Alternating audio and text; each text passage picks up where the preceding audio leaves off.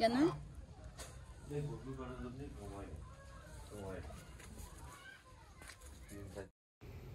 আসসালামু আলাইকুম আমার প্রিয় আপু ভাইয়া আঙ্কেল আন্টিরা কেমন আছেন সবাই। আশা করি যে যেখানে আছেন আল্লাহ পাকের রহমতে ভালো আছেন, সুস্থ আছেন। আলহামদুলিল্লাহ আমরাও সবাই ভালো আছি। আমার গ্রামীণ জীবনযাপনের নতুন আরও একটি ছোট্ট ভিডিওতে আপনাদের সবাইকে অনেক অনেক স্বাগতম জানাই।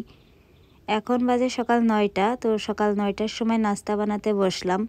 তো আজকে সকালবেলা নাস্তা বানাবো ওই যে লাল যে গমের আটা আছে, একদম দেশি যে গম। তো গম মেশিনে ভাঙালে তারপরে যে লাল আটা বের হয় একদম, তো সেই লাল আটা।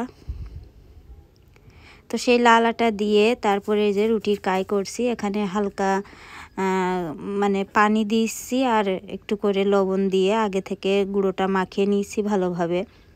তো এই লাল গমটা আমাদের বাড়িতে খুব বেশি হতো, মানে আমার দাদা ওই যে আমাদের বাড়ির পিছন সাইডে যে একটা বিল, তো ওই বিলে গম লাগাতো, তো তখন খাইছি সেই লাল গমের আটার রুটি। এই প্রায় কয় বছর, মনে হয় 12-13 বছর ধরে আর খাওয়া হয় না। তো ইনশাল্লাহ আজকে 12-13 বছর পর খাবো। তো তারপরে দেখেন গমের আটার ওই কাইটা করে প্রায় 1 ঘন্টা মতন রেখে দিলাম। রেখে দেওয়ার পরে আটার কাইটা খুব সুন্দর হয়েছে। এরই মধ্যে আমি দেখেন আগুন ধরিয়ে নিলাম চুলাই।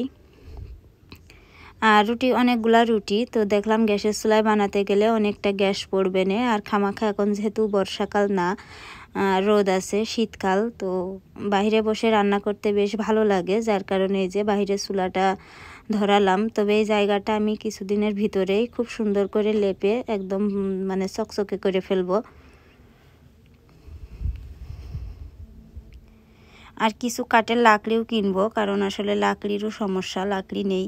তো দেখেন আমি একটা একটা করে রুটিগুলো বানাবো আর সাথে তাওয়ায় এই যে সেঁকে নেব।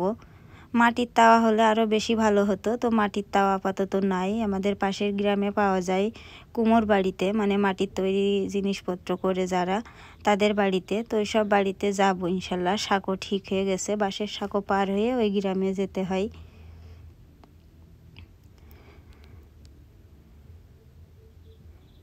তো আমার প্রিয় আপু ভাইয়া আঙ্কেল আন্টিদের কাছে আমি প্রতিদিন একটা অনুরোধ করে থাকি, দয়া করে সবাই একটি লাইক দিবেন এবং পুরো ভিডিওটি দেখবেন, ইনশাল্লাহ আপনাদের ভালো লাগবে।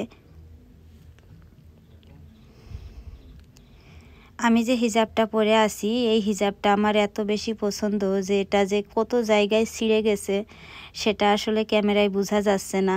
কিন্তু ওই যে মাদ্রাসায় যখন গায়ে দিয়ে যেতাম, বাস্তবে খুব বোঝা যেত। মানুষে খালি মানে তাকিয়ে থাকতো, খুব লজ্জা লাগতো, যার কারণে নতুন একটা হিজাব কিনেছি। আর এই হিজাবটা দিয়ে টুকটাক একটু মানে যখন ভিডিও করছি বা যখন দোকানে যাচ্ছি অফ ক্যামেরায়, তখন গায়ে দিই।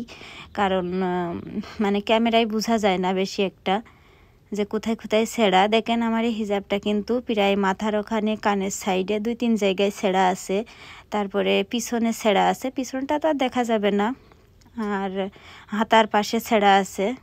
তারপরে হাতায় ইলাস্টিক ছিল, ইলাস্টিকটা একদম লুজ হয়ে গেছে। কিন্তু দেখেন ভিডিওতে কত সুন্দর লাগছে না হিজাবটা। তো যার কারণে হিজাবটার আমি ফেলিয়ে দিইনি বা মানে ছিঁড়ে ফেলাইনি, একবারে রেখে দিয়েছি যে যখন ভিডিও করব তখন আর কি ব্যবহার করব। হিজাবটা খুবই সুন্দর এবং খুবই পছন্দ।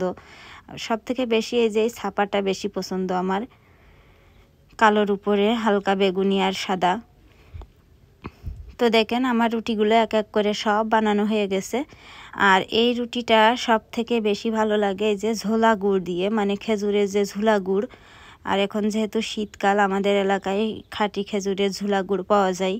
তো সেই খাঁটি ঝোলা গুড় দিয়ে যে এইভাবে মাখিয়ে দিচ্ছি, দিয়ে এখন একটা করে রোল বানিয়ে আনাসার রাফির দেবো, ওরা খাবে। আর রাফির আব্বু এখনও মানে হাত মুখ ধুইনি, ও হাত মুখ ধোয়ার পরে ওকে দেবো এইভাবে রুটিতে গুড় মাখিয়ে মাখিয়ে। এইভাবে করেই আমরা খেতাম সেই 10-12 বছর আগে।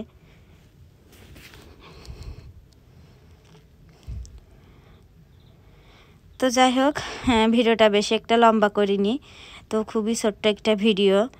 তো যাই হোক, আপনারা তো সবাই জানেন টুকটাক বেশ কিছুদিন ধরে একটু মানে দিনগুলো খুব খারাপ যাচ্ছে, যার কারণে ভিডিও করার মন মানসিকতা ঠিকমতো পাচ্ছি না, যার কারণে এই ছোটো ছোটো ভিডিওগুলো আপনাদের সাথে শেয়ার করছি।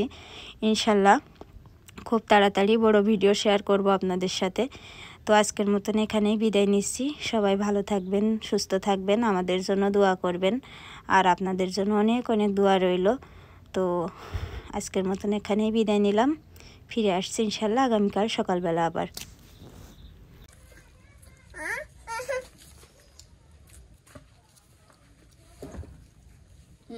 চিন্তা খানে নে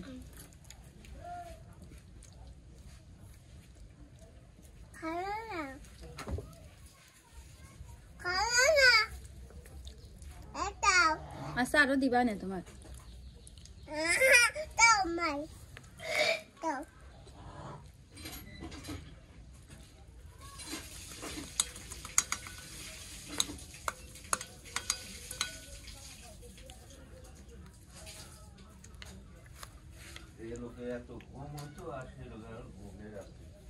কোন লোকের কেন